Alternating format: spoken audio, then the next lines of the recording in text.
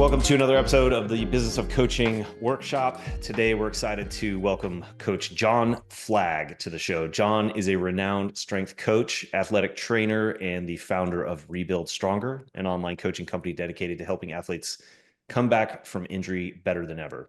With over 15 years of experience in the strength world, John has worn many hats. I just found out actually this week, talking to Hannah, that you were a competitive weightlifter. I've heard you also were a CrossFitter, but most notably a competitive power lifter, totaling over 2,000 pounds multiple times, and winning, if I remember correctly, that was it the 2018 national raw 100% raw at 275. It was the World Championships World for 100% Championship. raw. My Yeah. apologies. World No, Championship you're good. 275, and you competed all the way up to the 308-pound weight class as well. Yeah, but I always weighed about 285. Okay, So I was gonna say came having into 308 light. having myself weighed 285 at one point, and at 6'1", I could not imagine weighing over 300 pounds, even at my size. And so, like, the idea of going up to 308, I was impressed, but even at 280, that's impressive. Yeah, Uh, 308. I got up to 292 at one point, and I was like, I just can't do oof. this. Yeah, So it's I just brutal. got back to my comfort zone. But yeah. So what makes John truly special is his hybrid approach. He blends the scientific method of a clinician with the practical grit of a powerlifter. He's known for his motto, rehab and training exist on the same spectrum, emphasizing smart training even when rehabbing, which I might need to pick your brain about myself in the moment. I'm dealing with a weird knee situation. And John is also the co-host of the Rebuild Stronger podcast and instructor for a clinical athlete. I also just found that out recently. Helping educate other coaches. On a personal note, I've heard you are a proud girl dad. Uh, Quoted as saying, however, that wrangling kids is harder than wrangling powerlifters. It's But true. And maxing out to the Moana soundtrack is still the greatest thing to ever do. we just watched Okay. Moana 2 last night, my daughter and I. Absolute Awesome. fire.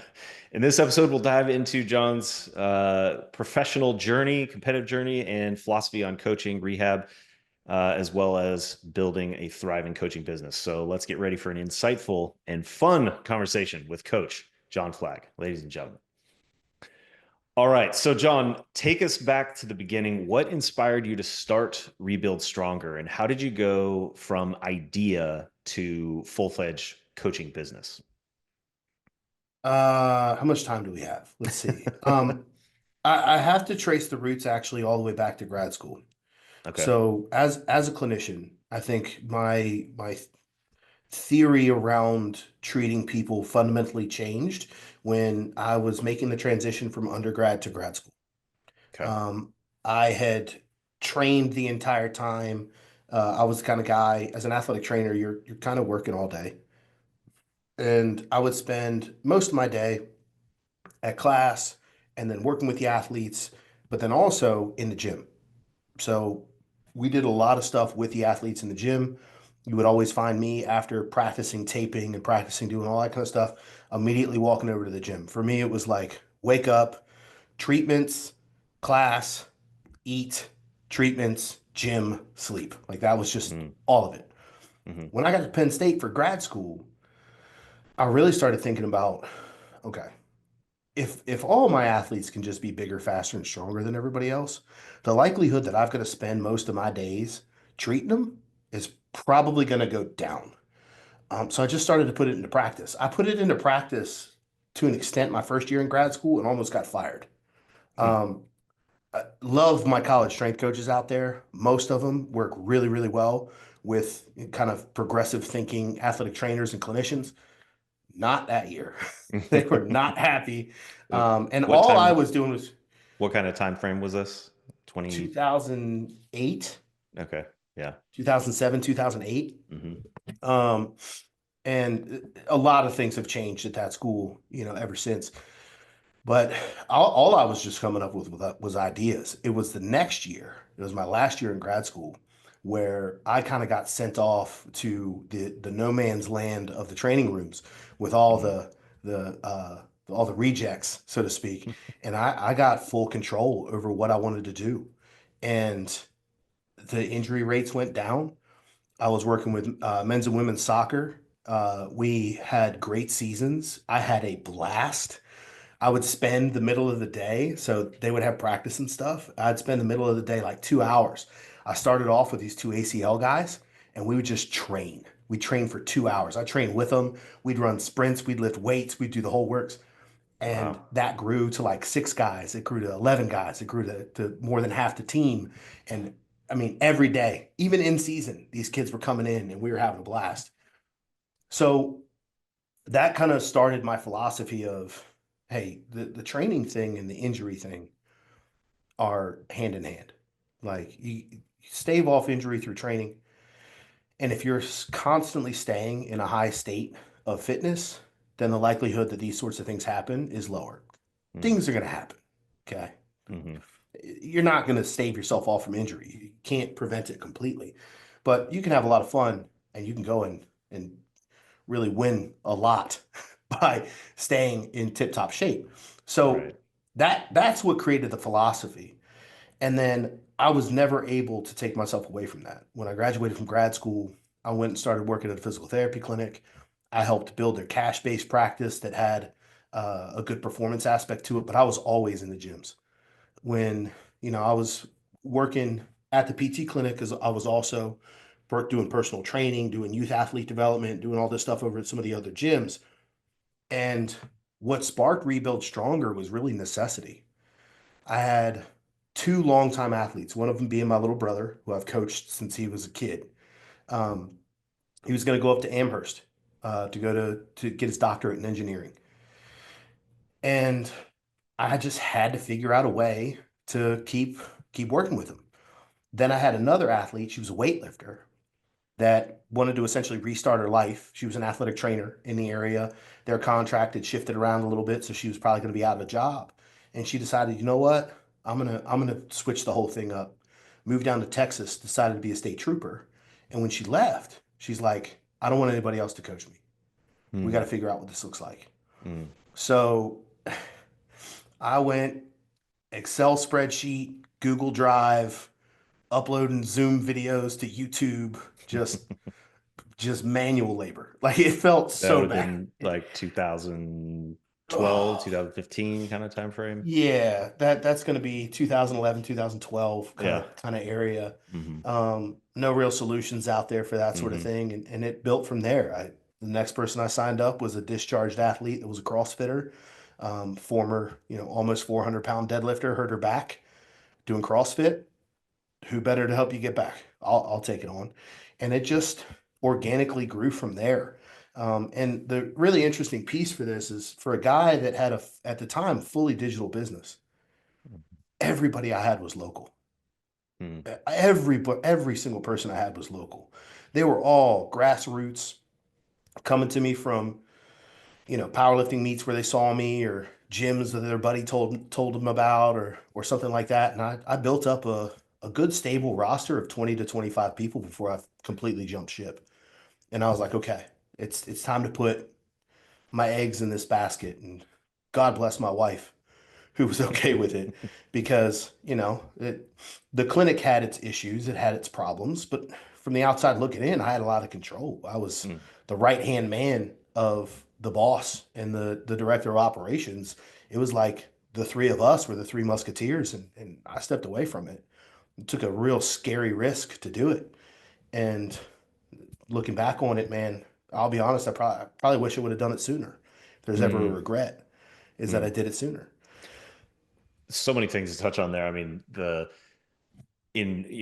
when before our call we were talking about how my background is in lean manufacturing, and in hearing you just hit over and over and over again, going to the gym, we would call that, going to Gemba was going to the manufacturing floor. Like you can't, there were all these people that would sit in the conference rooms and wax poetic about what they thought the problem was, but then the people that actually got stuff done and knew what was really happening were the ones that were on the floor standing next to the the assembly process or whatever the machine, and getting their hands dirty. And it's just, you can't, that's the lab, the best place to learn is to go to the gym and actually work with people. um, you also touch on something that seems to keep coming up over and over and over again is, the generic term might be community, but building relationships with people that are around you, going out into public, going to meets, word of mouth, like that, especially now 2025 post COVID, a lot of people are asking, like, how do I build my social media, and how should I market myself? But it just, again, doesn't seem to beat going out into the real world and talking to people, shaking hands, being visible. And then that necessity as the mother of all invention comes up, I hear in your story there as well, that just like you this problem just kept hitting you in the face, and then some people don't see it, but people like you are like, I'm going to go solve this problem, which is the heart of a business, right? Like, people keep coming to you as a problem. They like you. You're out there visible. You've been in the lab learning, and now you solve people's problems. And the money is just a means of enabling that relationship to happen. I think that last point is a huge point because I didn't get in I didn't get into coaching for the money. Hmm. It's been a byproduct, and I'll be fully transparent. It's a great byproduct. Like I would never trade that. I've more than doubled my old salary, and that's just the one venture Wow. between the coaching and the other pieces like that I'm comfortable. Mm. But it was always the relationship piece that I valued so much. Hmm. I've been invited to weddings. I've been, I get all the Christmas cards. You get all this stuff, and the relationships is the biggest piece. You mentioned like how do I market myself on social media? Social media, the first word is social. Mm. We're missing the fact that everything is relationship based. Everything's relationship based. You should go into the intention of building a relationship, getting to know people, treating people well, and even if that's in social media, that means be social on social media. Your content should spark conversation, not just Mm. answer how to do the best bench press variation. Mm. If you can build those relationships, social media is a web just like your neighborhood is. But your reputation and the relationships that you build within those things are going to be the greatest vehicle that you can have. So if you always look at it through that lens, that's how I've always looked at it is I want to do right by people. I want to build great relationships, strong relationships, and everything honestly will take care of itself from there. Mm. Love it. When you made that leap, was it a conscious strategy where you looked at the market and saw that there was this gap to fill with uh something like Rebuild Stronger, where rehab and training were integrated? Or was it simply that you had been solving these problems over the years, accumulated enough where it's like, okay, I think I got enough here to see if I can just make it full time? Or How much like you how much profanity is allowed on this show? we'll bleep it out. If I'll Okay. let's take it. I want to get the real John Flagg, and then if my Okay. producers cut it, we'll have to we'll bleep it or something. So you mentioned the clinical athlete course. Hmm. Um, I did my first live one in Philadelphia, and I'm sitting there after the first day, and Quinn Hennick, who's a really good friend of mine, he's the originator of clinical athlete, phenomenal clinician, phenomenal weightlifting coach, like He's down in SoCal, right? incredible. Yeah, he's down in Mhm. SoCal. What a combination of human being. But Mm. he is like also one of the most stoic and nebulous people you've ever met in your life, right? Like he's a great guy, but sometimes pulling stuff out of him is Mm. kind of wild. So we're sitting there after the first night and we're eating dinner and we're just kind of catching up on all the things that we're doing, right? And I'm telling him, and it wasn't even named Rebuild Stronger at the time. I didn't even have a name for it. I was just coaching people. And I'm telling him about it, and he's asking questions, asking questions. And he just stops and he looks at me and he's like, The are you waiting for? And I was like shocked. I was like, that dude doesn't say things like that. And I was like, Mm, what do you mean? And he's like, look at what's in front of you. And I had that conversation, and the wheels started turning. So I got home and I reached out to a couple people. I was like, I need somebody to talk to that's removed, right? Like I need somebody that does this on a regular basis, and I need somebody removed. So I got hooked up with a now very close friend, Frank Benedetto, who runs the Honey Badger Project. It's a business incubator. And I get on a call with him, same thing, right? He's just like, tell me what's going on. So I tell him what's going on. And he stops and he says, the are you waiting for? And I was like, that's the sign. If two people stay back to back within a week, like you just gotta go, dude. Like yeah. you can't keep mulling it over of all the different possibilities. And that's when I strapped the rocket to my back and just said, I'm in. I gotta move. So I think if anything, I was the guy that looked at the market and knew it was there and still hesitated. Mm, And mm, I learned a big lesson that day that I mentioned already, my regret is the fact that I didn't jump ship earlier. mm, mm. I don't waste time anymore. You see and you go, and if you fail, you learn. Because at this point, the adage that I live by is by the time you've tried once, I've failed 10 times. Mm. Man, that's good. I'm 10 times further ahead of you from lesson standpoint. The knowledge that I have is way further just because I've failed so many times. And it's not going to bother me anymore. Man, another whole bunch of amazing nuggets there. It's first off, just on a personal note, it's so funny because I had that exact conversation with somebody right before I jumped from my corporate career into working with Matt at Barbell Logic, where I was at this. Oddly enough, it was a leadership workshop that my company sent me to, uh, which was one of the better leadership. Usually those things are a boondoggle. You go off site, you hang out at the bar afterwards, and it's just a bunch of BS. But this one was actually had some pretty good content, and I just happened to be sitting down next to the facilitator at lunch. She was a not part of the company, but we just started talking, and somehow or another, she through her series of questions, I got started talking about all this coaching thing I was doing as just like a side hustle or passion project.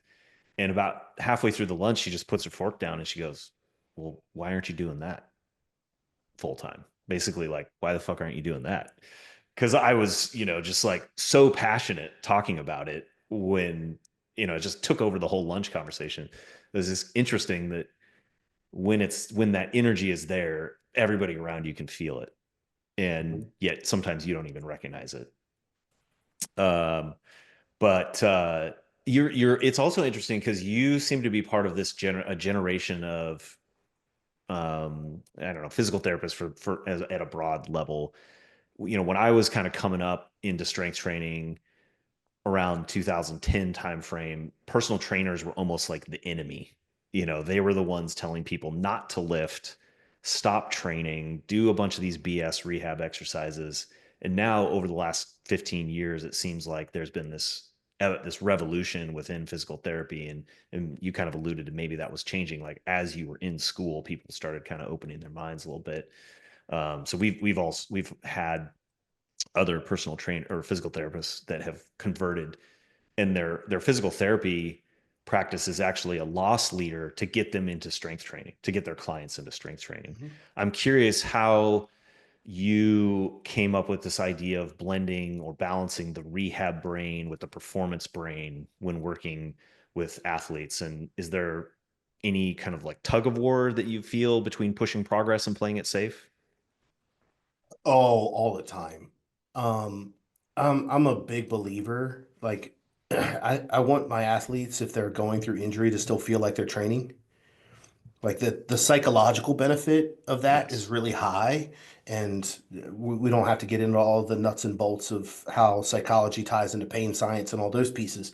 But Mm, for me, like if especially powerlifters, like you mhm. take squatting away from a powerlifter, and it's like, why do I even wake up in the morning? What is the matter with the world? So when I looked at it through that lens, because I did actually have them divided for a long period of time. Mm, I had my job over here in the PT clinic, and then I had my training crew over here and the people that I was coaching. And it wasn't until it was really like a core group of us, me, John Jones, Brian Ball, and Tommy Hawks, that got really competitive. It was the four of us, and like going to nationals, Tommy placed third at the Arnold, next to Ray and Kelly back in the day. Like you're wow. talking, yeah, kid was a heavy hitter. Um, and I just started when you're, trying to fly close to the sun, you're gonna get burned occasionally. Hmm. And I just started seeing stuff creep up, and we just managed it through the flow of training. And I was like, well, this is how this is supposed to go. And it started to evolve where I saw the lines start to blur because performance to me has always been where my brain thrives. Like, I want to get you out of rehab, out of those exercises, and I want to get you back to performance as soon as possible. I'd really like to squeeze more performance out of you through that process. What Hmm. better sport than powerlifting to do that? Oh, your knee hurts? Great. We get to put more resources into bench. Hmm. That's awesome. We can Yeah. still find growth.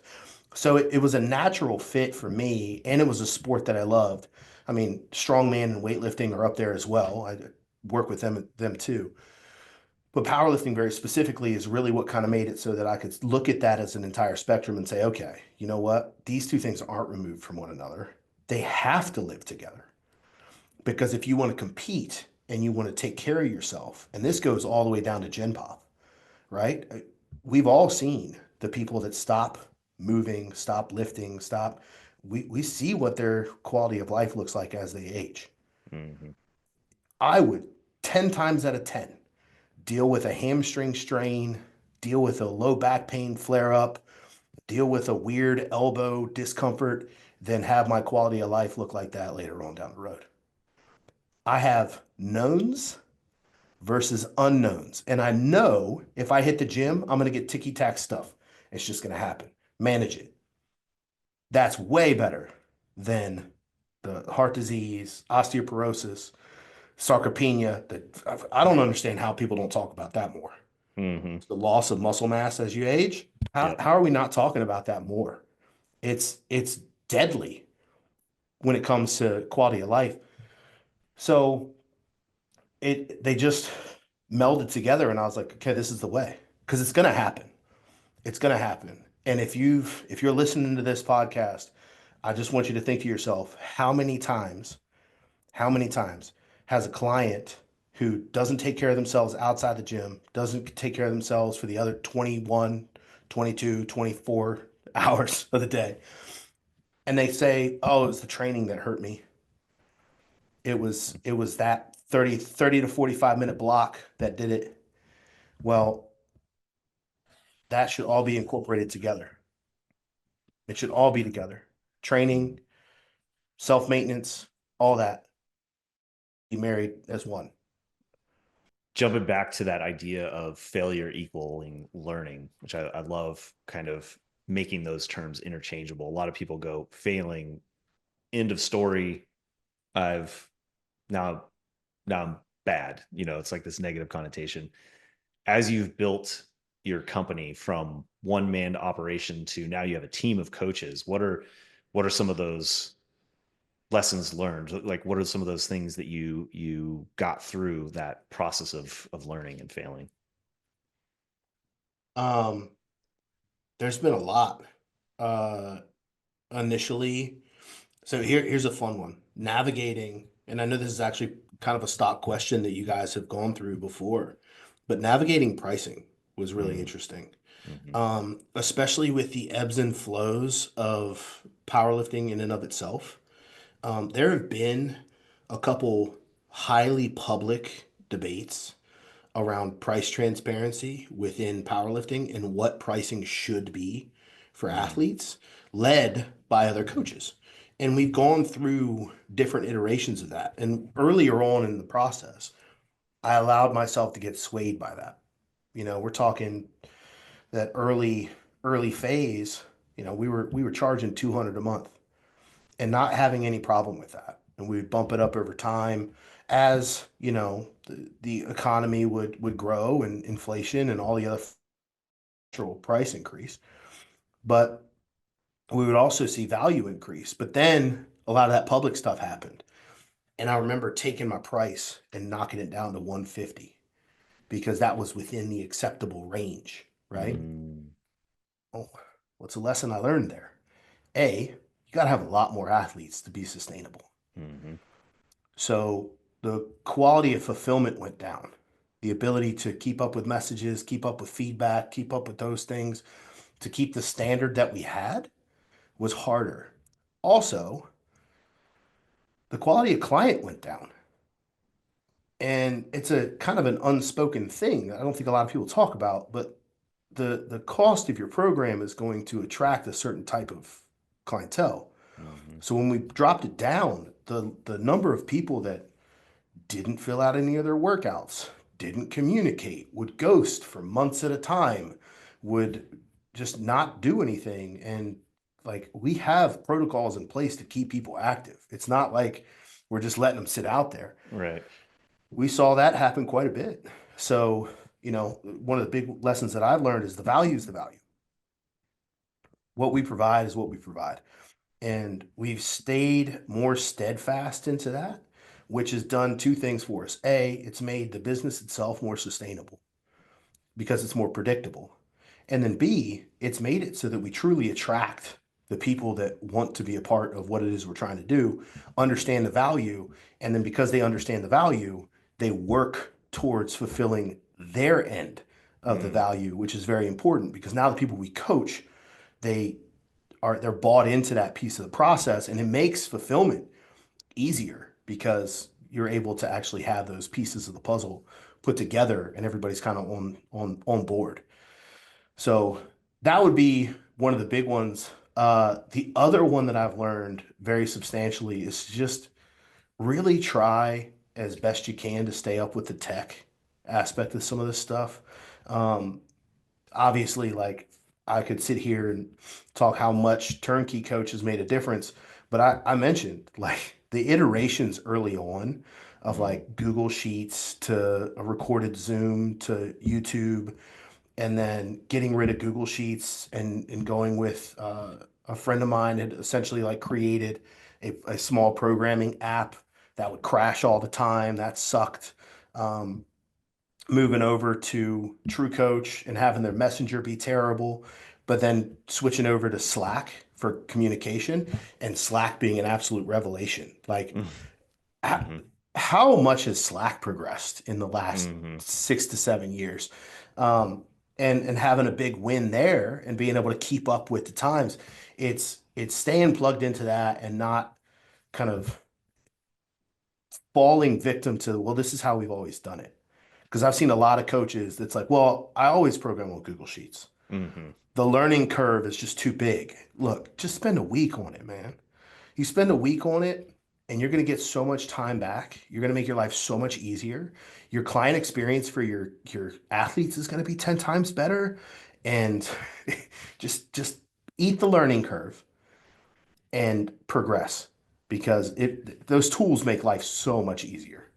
It's really interesting to connect the dots back to our kind of early conversations when you signed up for Turnkey Coach, because now it totally makes sense. I've found it interesting how some people, it's like this 6 month process of, getting bought in and trying it out and test this. But you were just like, nope, I'm ready. Let's go next week. Or like, well, I guess we did a 30-day trial period. You wanted to get your team bought into it. But yeah, you moved fast. Mhm. And It's really interesting to hear a little bit of where that value set is coming from. Um, So I gotta jump in for one more thing here that I learned. yeah. And it's the value of athlete feedback because Hmm. the reason I did that so fast, um, I was talking to Mac about this at the Arnold. I told him this story. I met one of my athletes, Heather Berman. She was a three-time back-to-back national champion in equipped for the USAPL. Phenomenal athlete. When I first met her in person, we were going to Florida for nationals. So I met her down in the lobby. we're sitting there chatting, and I'm sitting there with her husband and her kids and her, and like even her husband Rick was like, "You guys act like you know each other. Like this is Mm. not like the first time Hmm. you've ever physically met." But she said, he sends me these videos every week. So I feel like I talk to him every Hmm. week. And that's when the light bulb went off. And I was like, that's the key. The reason I can connect so well is because that's a skill set of mine and it's vital for my business to function and operate. So as soon as, when you were talking about turnkey, as soon as I was like, oh, here's a platform that still allows me to do that, I'm in. I'm Mm. in because it became a fulfillment cornerstone for the business because of how much value it provided every single week to our clients. I was sick on Monday. I have to send a message out. Hey guys, it's going to be like 24 hours late. Okay, I have no Hmm. voice. Hmm. And the number of people that are like, oh, I'm gonna miss my Monday video, and I'm gonna miss seeing the kids, or like I'm gonna Yeah. miss some crazy joke or something like that. Like it's like, oh crap, but you see the value that's there. Hmm. And early on, as a coach, I would listen to feedback and I would get defensive about it. Now, Hmm. obviously, this feedback from Heather was like super Right. positive, Right. but all feedback is feedback. Like as soon as I learned that, man, they can guide you to something that's incredible if you just That listen to them. that leadership conference or workshop I was telling you about was where I got the term feedback is a gift. So I always try to, every time I hear feedback and it kind of riles me up, I take it personal and I have to remind myself, oh wait, this is a gift. If I can listen to this and respond to it, then I will provide more value. And I mean, the two that jump out to me on that are, I can remember early on when programming was like an all day Sunday thing. We'd get feedback. I wish I knew why my coach was making the programming changes I'm making. And I was like, oh, I'm doing all this work. Now you want me to sit down and spend 5 minutes explaining to you why I changed, one set or one rep or whatever, one exercise. There's no way I can do that. Now, 5, 10 years, almost 10 years later, that is a non-negotiable. For me, in my feedback videos, I'm explaining as part of that conversation that we're having, which I totally agree with you. And I hear it all the time. My clients feel like they're talking to me. That I will hear from their spouse that they talk back to the video. Like some of them will put up on the big screen and they'll like have a conversation with me as if I can hear them. Uh, and part of that is the programming piece, which we also heard from our clients. They want to understand their program so that they're bought into it. And then and so the three things that we heard were programming, technical feedback, and support, which I think you touched on a bunch there. Support is this kind of catch-all term, but it's really like the human connection piece of it. It's And connection. Yeah. I used to worry like, oh, if my daughter came in and started talking to me, like, oh, that was unprofessional. If they love it, or if my dog came in and started freaking out, like, you're a human, they're a human, connect on being humans, together on this journey. And then when you do meet up, it's like, yeah, like you said, it feels like you've been having that conversation for some cases, sometimes years.